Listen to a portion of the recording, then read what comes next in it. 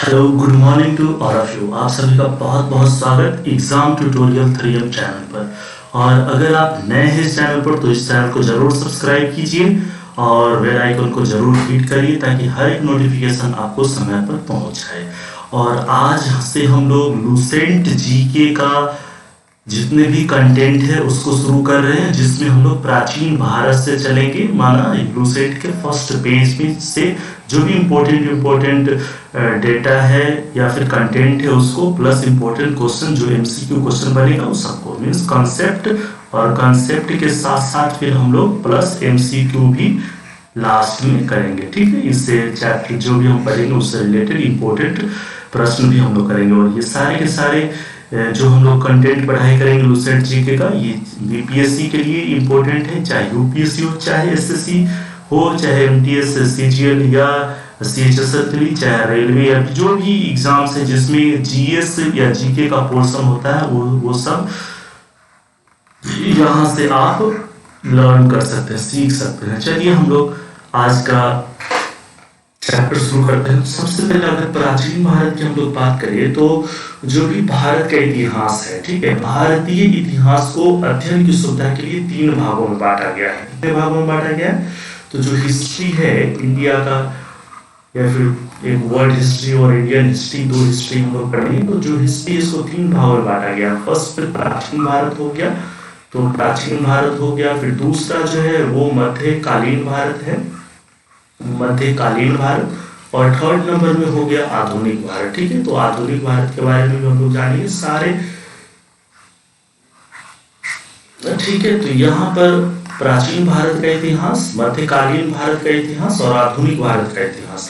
अब आप कहेंगे कि जो प्राचीन भारत का इतिहास है या फिर जो भी इतिहास है, हिस्ट्री का सोर्स कितने, माना कहाँ से हम हिस्ट्री का सोर्स मिल सकता है, प्राचीन भारत में क्या हुआ था, इसके बारे में या तो धर्म ग्रंथ से हमें जानकारी मिलेगी। ठीक है, धर्म ग्रंथ से या फिर जो भी ऐतिहासिक ग्रंथ है उससे हम लोग को जानकारी मिल सकती है। ऐतिहासिक ग्रंथ से जानकारी मिलेगी या जो भी, तो यहाँ पर 4 स्रोत में से हम लोग क्या करेंगे, धर्म ग्रंथ के बारे में और ऐतिहासिक ग्रंथ। तो हम लोग धर्म ग्रंथ सबसे पहले जो वेद आता है उससे रिलेटेड यहाँ पर कंटेंट देखने वाले, फिर बारी बारी से सभी जो भी सोर्स है, 4 सोर्स, उन सभी पर हम लोग बात करेंगे। पुरातत्व संबंधी साक्ष्य जो भी है, विदेशियों का विवरण है, चाहे ऐतिहासिक ग्रंथ है, धर्म ग्रंथ है। तो यहाँ पर हम लोग धर्म ग्रंथ की बात कर रहे हैं। धर्म ग्रंथ में खास करके वेद से हम लोग शुरू कर रहे हैं। ठीक है, तो चलिए फर्स्ट पॉइंट है, आप ध्यान से नोट करते चलिएगा, ध्यान से अध्ययन करते चलिएगा। पीडीएफ के लिए आप लोग टेंशन नहीं लेने का है आप लोग। ठीक है, क्यों टेंशन नहीं लेने का है? क्योंकि ये सारे के सारे पीडीएफ हम टेलीग्राम चैनल पर अपलोड कर देंगे। ये जो एग्जाम ट्यूटोरियल 3M जो आप चैनल देख रहे हैं, चाहे जिस वाईटी यूट्यूब पर जो आप पढ़ाई कर रहे हैं, यहाँ पर जो भी कंटेंट हम पढ़ा रहे हैं सारे के सारे इसी नाम से एक टेलीग्राम चैनल है। ठीक है, टेलीग्राम नाम का एक चैनल है शर्मा स्कूल ट्यूटोरियल 3M, और उस पर यह मैं अपलोड कर देता हूँ। वहां से आप सारे के सारे पीडीएफ डाउनलोड कर सकते हैं। तो चलिए फर्स्ट पॉइंट हम लोग देख लेते हैं। भारत का सर्व प्राचीन धर्म ग्रंथ वेद है। ठीक है, तो धर्म ग्रंथ की बात ही हम लोग कर रहे हैं और धर्म ग्रंथ में सबसे प्राचीन कौन सा है? वेद है। खास बहुत इंपॉर्टेंट है। और इसके संकलन करता कौन है? माना ये कोई एक व्यक्ति नहीं लिखा इसको, माना व्यक्तियों ने अलग अलग सामग्री को इकट्ठा करके जो इकट्ठा किए हैं, तो उनका नाम यहाँ पर है संकलन करता महर्षि कृष्णोपायन वेद व्यास। तो उनको माना जाता है कि वेदों का संकलन करता है, माना संग्रह किए हैं। तो फिर वेद 4 प्रकार के होते हैं। ऋग्वेद हो गया, यजुर्वेद हो गया, सामवेद हो गया और अथर्ववेद हो गया। इन सभी वेदों के बारे में भी हम लोग एक एक करके डिटेल से पढ़ेंगे। फर्स्ट नंबर, ये सेकंड नंबर, और ये थर्ड नंबर, और ये फोर्थ नंबर। ठीक है, और इन 4 वेदों को हम लोग क्या कहते हैं? संहिता कहते हैं। ठीक है, ये ऋग्वेद, यजुर्वेद, सामवेद और अथर्ववेद, इन 4 वेदों को क्या कहेंगे? संहिता कहेंगे। तो एक और रिवाइज कर लेते हैं, क्योंकि जो भी यहाँ पर कंटेंट पढ़ रहे हैं वो बहुत ही इंपॉर्टेंट है। बस इंपॉर्टेंट पॉइंट हम यहाँ पर संग्रह किए, इसलिए एक भी पॉइंट छोड़ने वाला नहीं है। भारत का सर्व प्राचीन धर्म ग्रंथ वेद है। इसके संकलनकर्ता महर्षि कृष्णद्वैपायन वेद व्यास को माना जाता है। वेद 4 प्रकार के होते हैं, ऋग्वेद, यजुर्वेद, सामवेद और अथर्ववेद। और इन 4 वेदों को क्या कहते हैं?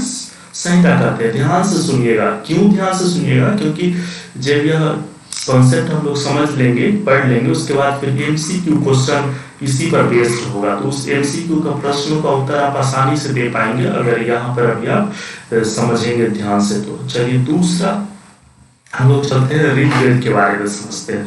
तो ऋग्वेद की अगर हम लोग बात करें तो ऋग्वेद तो काफी पुराना वेद है। सबसे पुराना वेद ऋग्वेद है और सबसे बाद का वेद अथर्ववेद है। तो ऋग्वेद के जो भी मुख्य बिंदु है उसको देख लेते हैं एक करके। ऋचाओं के क्रमबद्ध ज्ञान के संग्रह को क्या कहा जाता है? वेद कहा जाता है, ठीक है। और ऋग्वेद में क्या है? 10 मंडल है, माने 10 चैप्टर है। फिर क्या है? 1028 सूक्त है इसमें, और फिर 10,462 श्लोक है, ऋचाएं हैं, ठीक है। 10 मंडल है, 1028 सूक्त है और 10,462 ऋचाएं हैं, ठीक है। वेदों के संग्रह को क्या कहा जाता है? ऋचाओं के संग्रह को, क्रमबद्ध ज्ञान के संग्रह को वेद। इसमें 10 मंडल, 1028 सूक्त और 10,462 ऋचाएं हैं। इस वेद के ऋचाओं को जो पढ़ता है उस ऋषि को होत्री कहते हैं, ठीक है। फिर नेक्स्ट पॉइंट, विश्वामित्र द्वारा जो रचित ऋग्वेद है उसके 3रे मंडल में सूर्य देवता को समर्पित प्रसिद्ध गायत्री मंत्र है और इसके 9वें मंडल में देवता सोम का उल्लेख किया हुआ है। तो ऋचाओं के क्रमबद्ध ज्ञान के संग्रह को वेद कहा जाता है। इसमें 10 मंडल है, 1028 सूक्त हैं और 10,462 ऋचाएं हैं। इस वेद के ऋचाओं को पढ़ने वाले ऋषि को होत्री कहते हैं। विश्वामित्र द्वारा रचित ऋग्वेद के 3रे मंडल में सूर्य देवता को समर्पित प्रसिद्ध गायत्री मंत्र है और इसके 9वें मंडल में देवता सोम का उल्लेख है। नेक्स्ट पॉइंट है, इसके 8वें मंडल के हस्तलिखित ऋचाओं को खिल कहा जाता है। और जो अगला पॉइंट है वो यह है, वामनावतार के 3 पगों का जो आख्यान का जो सोर्स है वो ऋग्वेद ही है। ऋग्वेद से ही हमें मालूम पड़ा कि वामनावतार के 3 पग का आख्यान के बारे में। और इंद्र के लिए यहाँ पर 250 श्लोकों की रचना की गई है ऋचाओं की, और अग्नि देवता के लिए जो है 200 श्लोकों की रचना की गई है। तो ये सारे जानकारी हमें कहाँ से प्राप्त होती है? ये सारे के सारे जानकारी हमें ऋग्वेद से मालूम पड़ जाता है, ठीक है। फिर से इसको रिवाइज कर लीजिए। ऋचाओं के क्रमबद्ध ज्ञान के संग्रह को वेद कहा जाता है। इसमें 10 मंडल, 1028 सूक्त है और 10,462 ऋचाएं हैं। इस वेद के ऋचाओं को पढ़ने वाले ऋषि को होत्री कहते हैं। और विश्वामित्र द्वारा रचित ऋग्वेद के 3रे मंडल में सूर्य देवता को समर्पित प्रसिद्ध गायत्री मंत्र है और इसके 9वें मंडल में देवता सोम का उल्लेख है और इसके 8वें मंडल के हस्तलिखित ऋचाओं को खिल कहा जाता है। और वामनावतार के 3 पगों के आख्यान का प्राचीनतम स्रोत ऋग्वेद है और ऋग्वेद में इंद्र के लिए 250 श्लोक है और अग्नि के लिए कितने श्लोकों की रचना है? 200 श्लोकों की रचना की गई है, ठीक है। ध्यान से सुनते चलिए क्योंकि लास्ट में हम लोग को क्या करेंगे? एमसीक्यू क्वेश्चन सोल्व करेंगे, जिसमें जो अभी ध्यान से सुने हैं वो सभी के सभी प्रश्नों का उत्तर आप आसानी से दे पाएंगे। चलिए नेक्स्ट वेद जो है हम लोग का 2nd नंबर वेद है, यह है यजुर्वेद, ठीक है, जिसमें यज्ञ वगैरह, यजन वगैरह के बारे में डिटेल्स में जानकारी मिलती है। तो सस्वर पाठ के लिए मंत्रों और बलि के समय अनुपालन के लिए नियमों का जो संकलन है वो यजुर्वेद कहलाता है, ठीक है। यहाँ पर सस्वर पाठ किए जाते थे मंत्रों के बारे में। बलि के समय जो भी मंत्र वगैरह पुराने प्रथा लोग बलि वगैरह देते थे ना, अंधविश्वास के श्रद्धा के कारण, तो फिर ये सब जो अच्छी बात नहीं थी। तो उस समय कुछ जो भी मंत्र थे वो स्वस्वर माना लयबद्ध पढ़ा जाता था। तो यजुर्वेद में इसके बारे में जानकारी मिलती है और ये यजुर्वेद कहलाता है। इसके पाठकर्ता को अध्वर्यु कहते हैं, ठीक है। इसके पाठकर्ता को, इसको यजुर्वेद को जो पढ़ता है उन्हें क्या कहते हैं? अध्वर्यु कहेंगे। और यह एक ऐसा वेद है जो गद्य एवं पद्य दोनों में, मीन्स प्रोज रूप में भी है, मीन्स और पोएट्री रूप में भी है, ठीक है। तो इसलिए इसे गद्य और पद्य दोनों में मिल जाएगा आपको यजुर्वेद। और इसमें बलिदान विधि का भी वर्णन किया हुआ है और यजुर्वेद में यज्ञों के नियमों, विधि विधानों का संकलन मिलता है। तो ये खास इंपॉर्टेंट पॉइंट है जो कि आपको याद कर लेना है, एक भी पॉइंट मिस नहीं करना है। कई सारे इसे प्रश्न बन जाते हैं। सस्वर पाठ के लिए मंत्रों और बलि के समय अनुपालन के लिए नियमों का संकलन यजुर्वेद कहलाता है। दूसरा पॉइंट, इसके पाठकर्ता को अध्वर्यु कहेंगे। 3rd पॉइंट, यह एक ऐसा वेद है जो गद्य एवं पद्य दोनों में है। पॉइंट नंबर 4, इसमें बलिदान विधि का भी वर्णन है। और पॉइंट नंबर 5, क्या है, यजुर्वेद में यज्ञों के नियमों एवं विधि विधानों का संकलन मिलता है। ठीक है, चलिए अगला बिंदु पर हम लोग चलते हैं। थर्ड वेद है सामवेद। ठीक है, सामवेद के बारे में हम लोग देखते हैं। साम का शाब्दिक अर्थ क्या है? साम का शाब्दिक अर्थ है गान। ठीक है, गान और यह गायन से रिलेटेड है। इस वेद में मुख्यतः यज्ञों के अवसर पर गाए जाने वाले ऋचाओं का संकलन मिलता है इसमें। ठीक है, एक मिनट।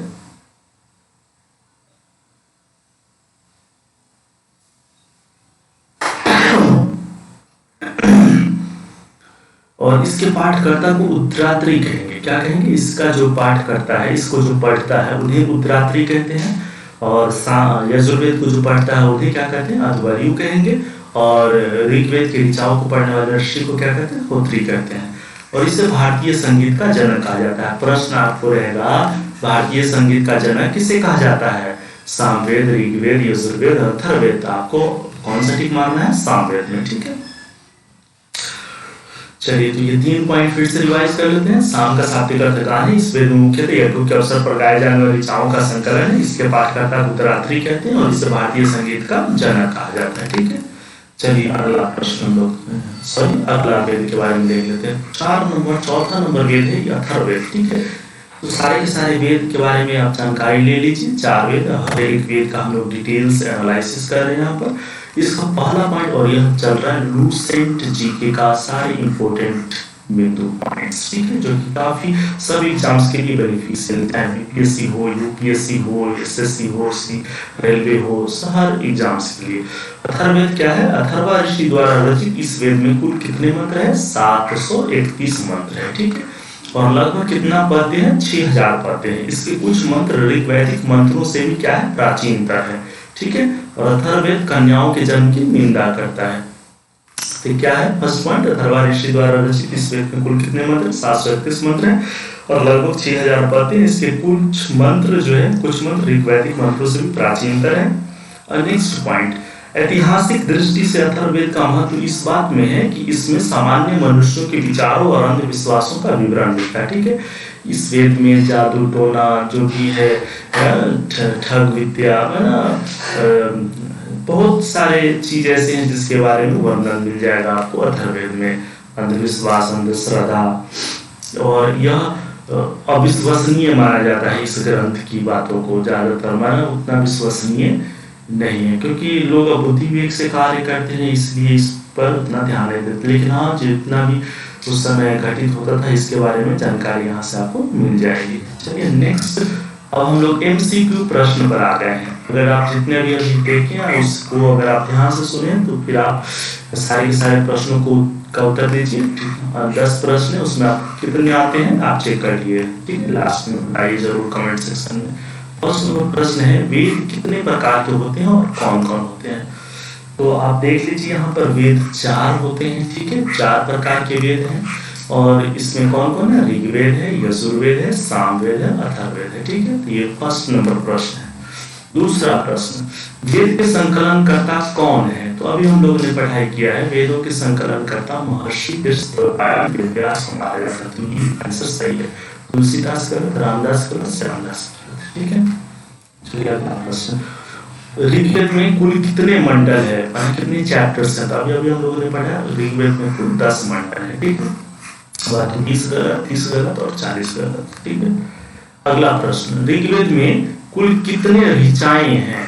ठीक है, तो इस ऋग्वेद में कुल कितने ऋचाएं? 10,462 ऋचाएं आपको ऋग्वेद में कुल मिल जाएगा। ठीक है, तो ऑप्शन नंबर 1 से 12,000 गलत, 13,000 गलत, 14,000 गलत है। ठीक है, अगला प्रश्न संख्या 5 में देखिए, 5वां प्रश्न, विश्वामित्र द्वारा रचित ऋग्वेद के किस मंडल में सूर्य देवता सावित्री को समर्पित प्रसिद्ध गायत्री मंत्र है? हर एग्जाम में यह प्रश्न अक्सर आ ही जाता है। तो आपका उत्तर हो जाएगा तीसरा मंडल। ठीक है, अब हम लोगों ने पढ़ा इसके बारे में, यह आंसर सही है। पहला गलत, दूसरा गलत और चौथा गलत। ठीक है, चलिए नेक्स्ट, पुराणों की संख्या कितने हैं? तो यह प्रश्न भी काफी इंपोर्टेंट है और कभी कभी आ ही जाता है। पुराण, वेद,